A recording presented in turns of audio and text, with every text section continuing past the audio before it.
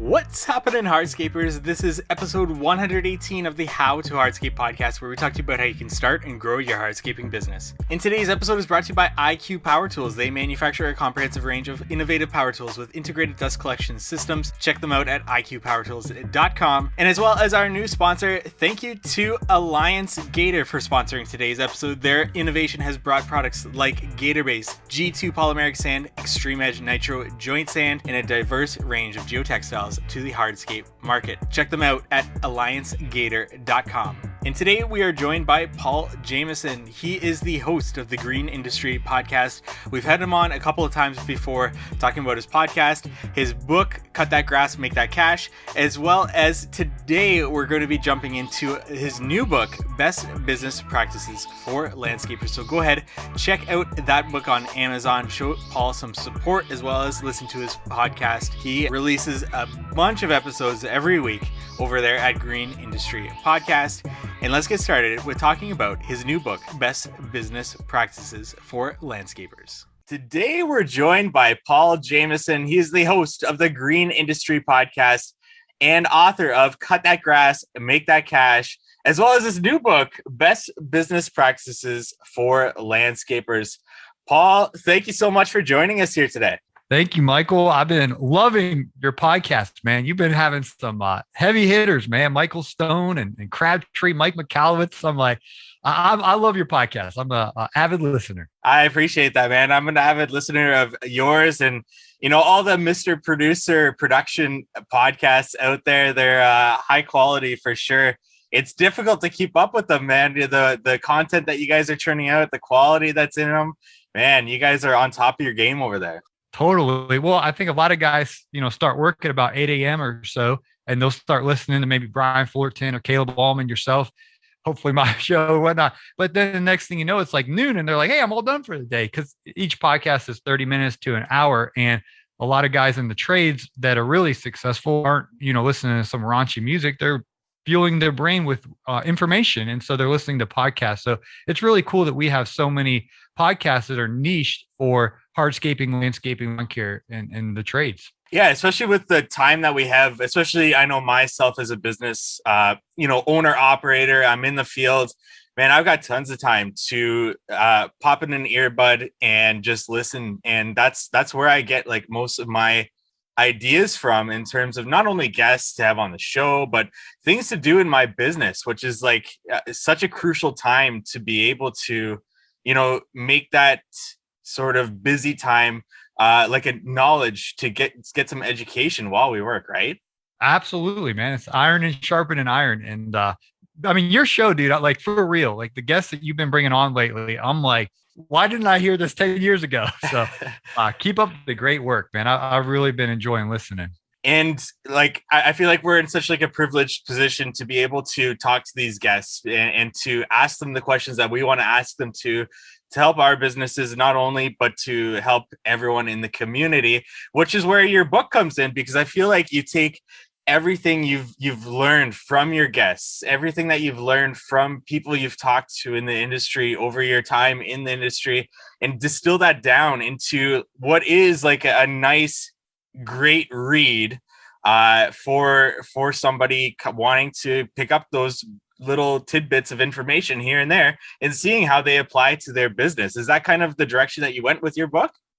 Yes, sir. So as we were approaching 500 podcast episodes, I was doing a lot of reflecting, because I was like, this is insane. I've been all across the United States of America interviewing guys that are so much further along in business than me, and companies that are so much further along than me. I got to go to Kohler's, a manufacturing plant. They've been around since the 1800s, well over 100 years. Kohler Engines, $1 billion company, and the Toro company in Minneapolis, Echo, outside of Chicago, Illinois. And these companies have been around for so long.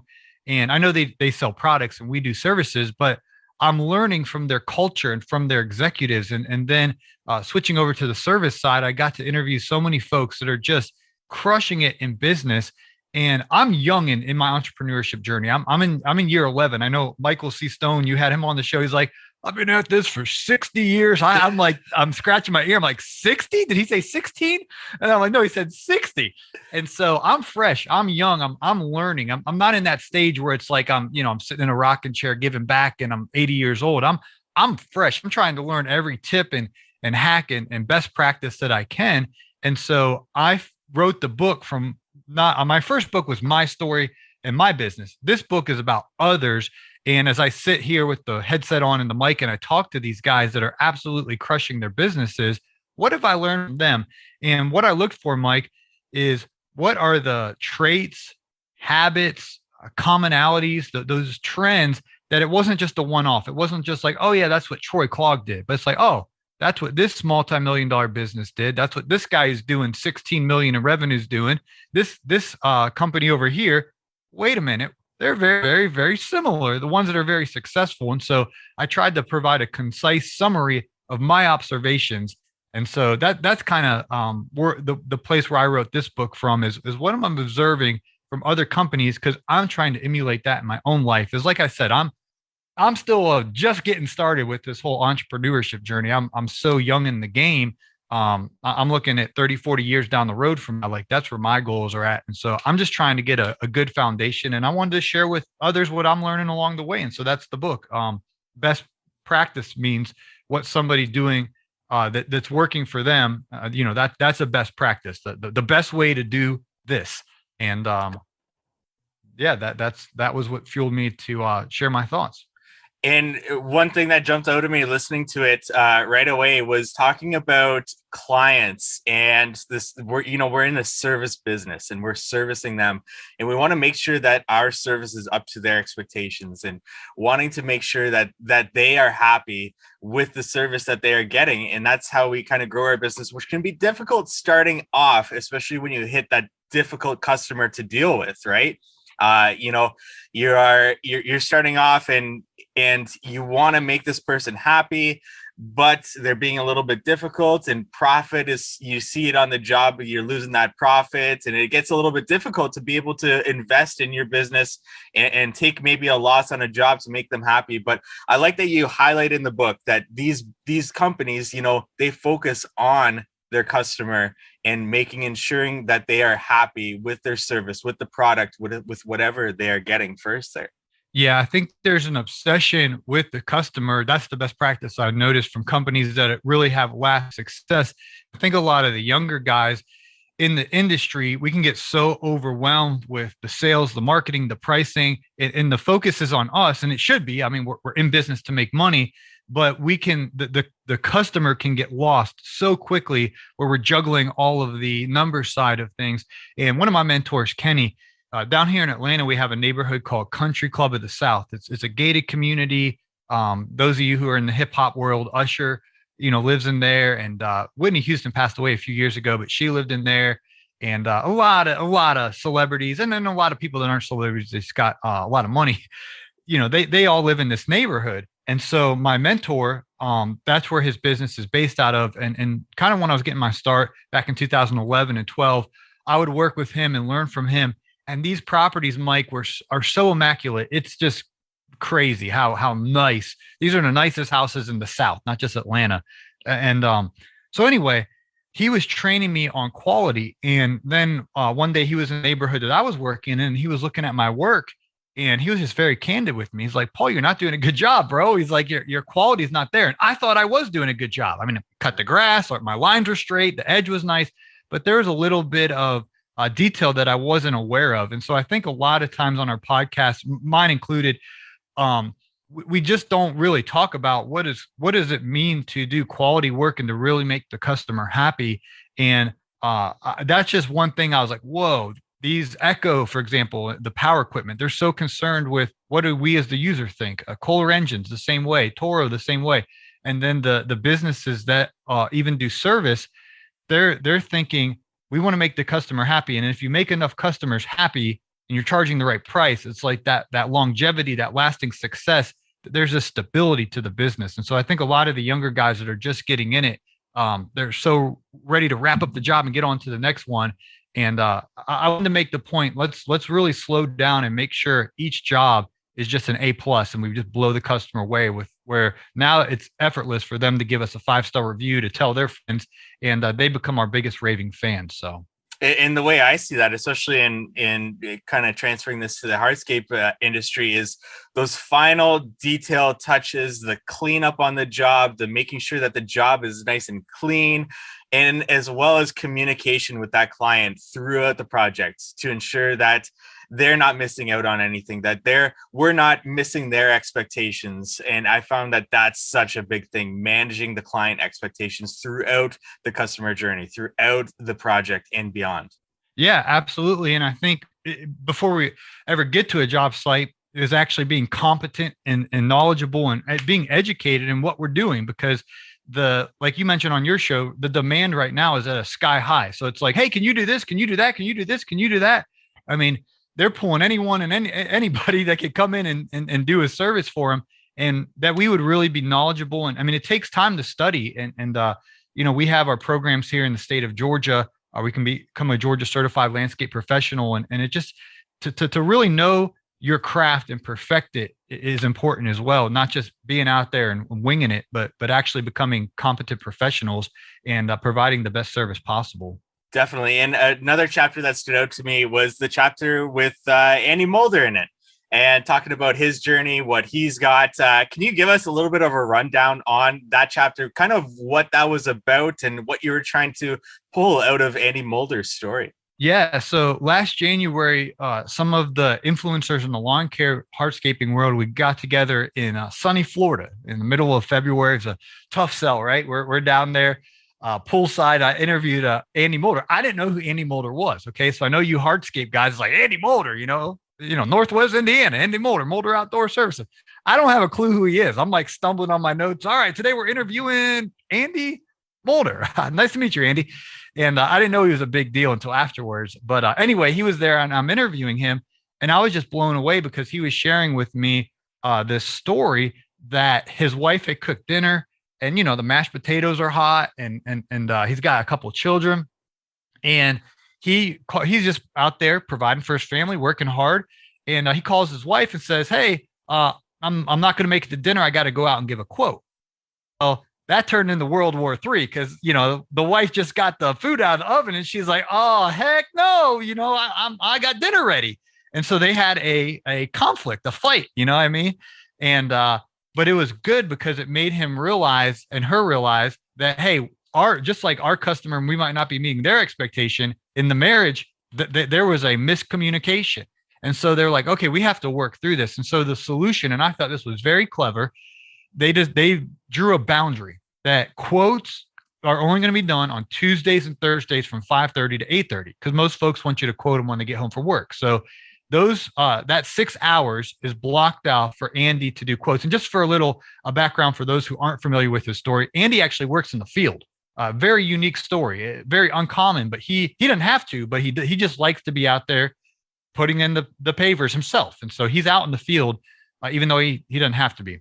So with that being said, that gives his wife the expectation not to expect him home for a hot cooked dinner and time with the family on Tuesdays and Thursdays. Now there's some give and take. Monday, Wednesday, and Friday, when they get done with the job for the day around 6 p.m. or earlier if they can, then he's going straight home and he's going to spend quality family time Monday, Wednesday, Friday. And then most famously, Saturdays is Dadder Day. And on Saturdays, it's blocked off. He's not working. No matter what, he's going to spend time with his family. And so as a single young man, I'm taking notes, and my jaw about dropped. I was like, this man knows what he's saying yes to, so he knows what he's saying no to, and he has clear boundaries. It solved the problem in his marriage, and that way he's very confident when he communicates. When Sweet Sue calls and says, "Hey, we need a quote," he's like, "Cool. Are you available Tuesday at 5:30?" She's like, "Nope." He's like, "Okay, what about Thursday at 6?" And there's just a crispness in his communication because he has clear boundaries. So yeah, that's chapter 4 called "Focus on the Family." And I think that's such an important story to highlight. I'm glad that was in your book because, Andy's put a lot of work into getting to this stage, and this doesn't come right away with a small business starting off.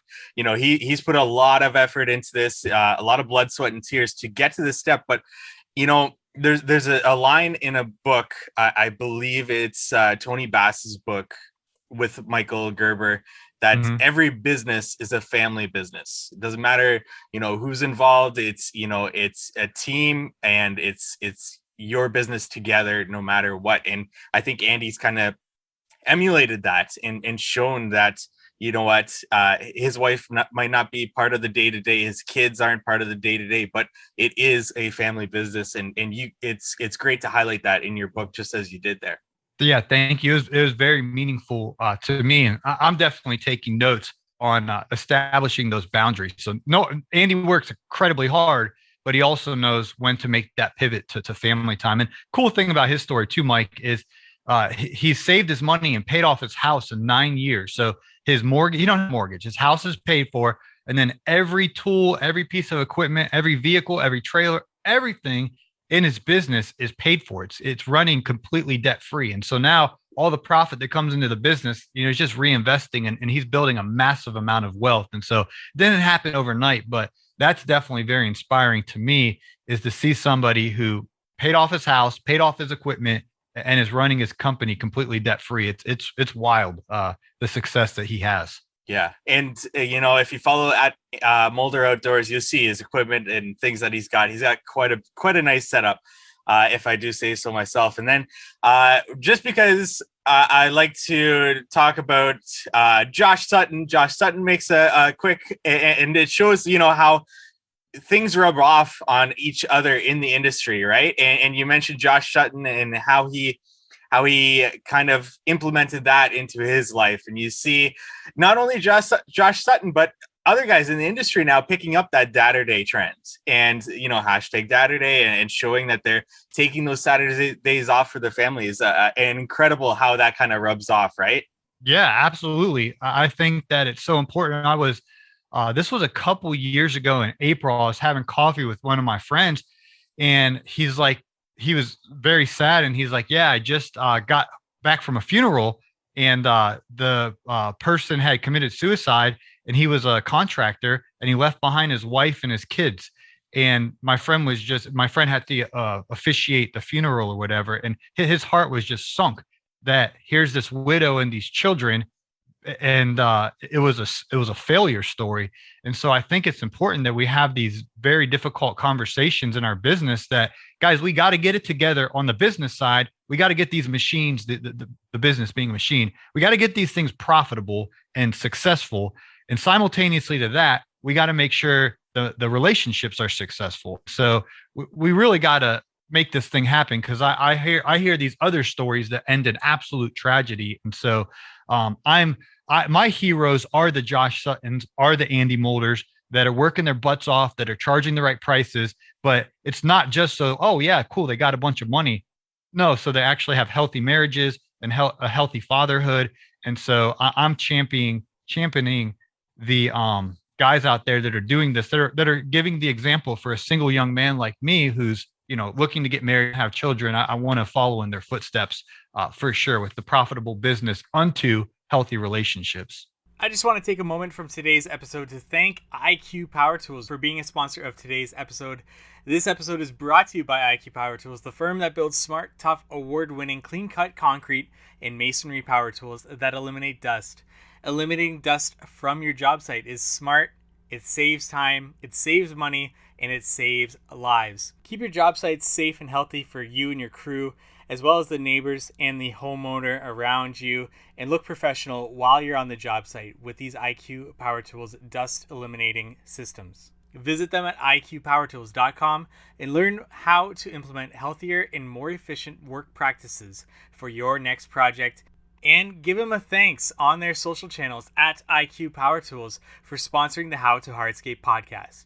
I also want to thank our new sponsor, Alliance Gator, for bringing you today's episode. They are the manufacturers of a wide variety of hardscape installation materials, including polymeric sands and other jointing compounds, cleaners, sealers, binders, concrete and plastic edge restraints, as well as Gator Base. Their wide range of jointing compounds suit any application. Cleaners and sealers help to keep hardscapes looking pristine, and their Gator Base product helps to reduce the amount of labor involved in preparing the base of a project. They continue to innovate and introduce new products into the market that add more tools in our toolbox, including Extreme Edge, a concrete edge restraint, and Nitro, a permeable jointing compound. You can find out more about these products at alliancegator.com, found in the show notes of this episode, and you can connect with your local rep for installation assistance. Now back to our episode.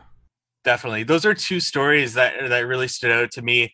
Listening to the audiobook, I'm an audiobook guy. I don't try to read anything too much. I like it in my ears and I like it coming at me, especially when the author himself sits down and does the audiobook. So that's incredible. Well, this was I announced my retirement the other day from narration. So I officially have Mr. Producer. We have a third book in the works for 2022, and I've retired from narrating, but Mr. Producer is going to be narrating my third audiobook. So that will be even better of an experience, though. I could listen to him read the shampoo bottle, you know. He's got a good voice, definitely. But we don't see his face. So, I mean, when's that coming, Paul? I don't know. I really was hoping he would come to the GIE Plus Expo, but he's like, I don't want to disappoint anybody, you know, because everybody has him on this huge pedestal, like Mr. Producer. And anyway, we shall see. But he just got hired by a Fortune, I think Fortune 100 company, maybe they're out in Silicon Valley, and he just got offered a real cush job. And so we're just trying to make sure he stays producing our shows now that he's making even more money. So he's got a really incredible story for you guys that don't know. He produces several of our podcasts, and just a great guy to bring good audio quality, because while a lot of guys have the skid steer going or the lawnmower going, it's really difficult to hear. So he really does a good job to make sure you got that full sound, but it still sounds good. So we appreciate all he does to produce our shows. Definitely. And Paul, I've talked about I've mentioned and asked questions about those two stories, those, making sure that our clients are happy, the service that we're offering them, as well as Andy Mulder's story in your book. What else in your book do you want to highlight here to share with our audience about, your best business practices for landscapers? What else can you talk to them about that you would want to highlight besides those two stories that we've already shared? A very fun story is, I believe, chapter 7. It's called "The Trend Is Your Friend." And so for my lawn bros out there that are listening, you're familiar on the YouTube back in like 2013. There was this guy named Greg, and he was in Illinois, and he had a little 21-inch push mower. He'd go in his this neighborhood with these very small yards. He'd charge him $25 a cut. He'd sit there and he'd mow the grass and he'd videotape it. And then he would do a voiceover to these videos. And so a lot of people started watching him. I started watching him, and he was just really good at making these YouTube videos, cutting that grass, making that cash. I actually got that phrase from Greg to give him credit. And so long story short, one day in the mail, his daughter had ordered some game or toy or whatever, and the box showed up. And he just thought, oh, well, I'll just videotape them unboxing. They were so excited that their toy showed up. Like, they were just, little kids' joys. And he's like, I'm going to film this. So they're opening the box and they get it out and they're just pure joy. And he posted on YouTube. And the next thing you know, the video had over 1 million views like that.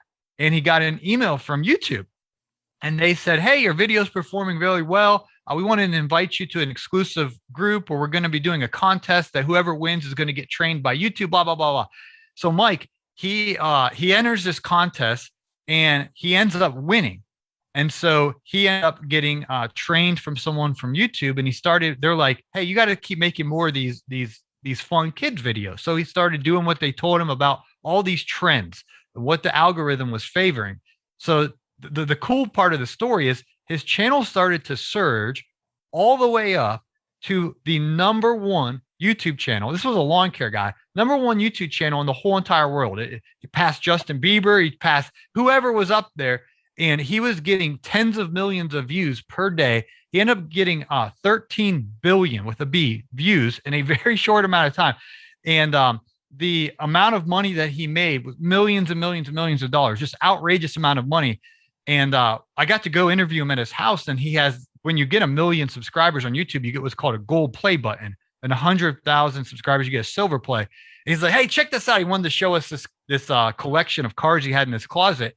And when I say closet, it's like a room. Okay. And I'm in his room, in his mansion, in the woods or whatever. And I'm noticing, I was like, there's all these gold play buttons just chilling in his closet and silver plays. I was like, is that a gold play? And he's like, yeah. He's like, sorry about that. I was like, in my way. And I was like, can I like hold it? And he had, I think he had like 8 or 9 of them, and just blown away by it. So I'm sitting there. I'm just so fascinated by this guy. He made millions and millions of dollars in a short amount of time. So I'm picking his brain, and I realized, because I thought maybe he got lucky, I realized he nerded out studying the trends. He nerded out studying the algorithm. Every word that he put in his title and his keywords and his description, everything was so meticulous in studying the trend and the algorithm. And so I included that in the book, even though it's for landscapers. I think we need to be aware of trends with business management softwares, with email marketing, with any little thing that we can get ahead of the game. We need to learn, how can we do email marketing better than any other company? How can we learn to do our website, our reviews, or whatever, you fill in the blank? What's the trend so we can absolutely excel in the cutting edge things? And in 2013, YouTube now is like, everyone knows YouTube, but back then it was still YouTube, okay, whatever. But he was nerding out on it. And then he's got more money than he knows what to do with, and his kids are set for life. And so as I sat at his kitchen table, me and my buddy Naylor, we're just looking at each other, like pinching ourselves, like, is this real life? You know what I mean? It was so much cool. But he inspired me to be diligent in whatever's hot and trending and fresh, to ride that wave. What was his term? He kept saying, the trend is your friend, Paul, the trend is your friend. And so we need to find out what those trends are. And then we need to capitalize them in our specific industry, whether you're in hardscaping or landscaping. And at the end of the day, the internet is our friend, and we need to learn how to use social media and the internet to really get ourselves before the clients that we want, and showcase our work. So I thought it was worthy of writing a chapter about, and just a really, really cool story of success. Yeah. And, businesses that don't not necessarily follow the trends, because those can come and go, but definitely, capitalizing on what's in front of them and the opportunity that's presented with these trends, right? And right now, I guess, especially in your industry, and eventually will bleed into ours, is machines and automation, like these robot mowers that got going. And then, this is just evolved from the labor shortage that we are all experiencing. And, we have to be able to capitalize on these trends as they come. How do you see, and just putting you on the spot here, how do you see the green industry, the, lawn care professionals being able to capitalize on robot mowers and being able to implement those in their business? How do you see that happening? Yeah, absolutely. So I got invited. I was actually at Wright Mowers in there in Maryland. Ed Wright, I was like, Paul, you got to check out this mower we got in Atlanta. And he set me up with the Greensy guy, Quinn. And so anyway, some of the Brightview guys were down in Atlanta, and they show me this mower. They take us out to a park in Swanee, Georgia, and it's a Wright mower. It's, I think, a 60-inch Wright Z-Sanders thing. And the guy gets out and he's like, watch this, Paul. And the mower just starts mowing this field, perfect stripes, back and forth, back and forth. And it was like the light bulb went off. I was like, okay, 5 years from now, the soccer fields, the golf courses, there's not going to be a human being on that mower. It's going to be running itself. And so the way we capitalize on this is we got to get those larger accounts, whether it's a soccer field or a more of a 3-acre property. You can go out there, you can set your landmark boundaries, and then you can let that mower mow. So now you're not paying for the man hours of the technician to be standing or sitting on whatever kind of style mower you're using, but you're buying the product, you're selling the service. And at the end of the day, in lawn care, we're in the business of selling time. that's the way it's always been. We sell time, and the businesses that know how to calculate their overhead and sell their time at the right price, they're the ones that are winning. And so you're still selling time. It's just you're not paying for as much labor. You're paying for that equipment, and it's going to be, as the technology increases, the price points of these machines are going to come down a little bit. And so I know Caleb Allman, I'm a avid listener of his show too, and he's like, they're taking over the world. They're taking over the world. But you got to ask, how can I sell this service? How can I get a hold of these mowers and sell them? And so that's definitely where things are going. And don't be the doom and gloom guy saying, oh, it's going to put me out of a job. Well, for those who are adapting, it's going to make them a lot of money. So I've seen it firsthand, man. I watched it and I was like, are you sure it's not? There's like kids playing and, we're in a park and I'm like, what if it doesn't turn around and like runs over that kid? You know what I mean? And then it does actually automatically stop. Like if a soccer ball rolls out in front of it, it's got sensors and it will stop. So it is incredible. And obviously I'm going to GIE here in a few weeks. So I'm looking forward to seeing even some of the competitors and everything. So yeah, everything's switching in our industry to electric and robotic. It's definitely the way of the future. Absolutely. And thinking of that deeper, if you're not thinking that this is eventually going to happen, that this is not the future, you're falling way behind, right? Like you need to be adapting to these trends. As you said in your book, as you said with Greg's story there, you need to be adapting to these trends and to stay afloat in your business, right? Yes, sir. Absolutely.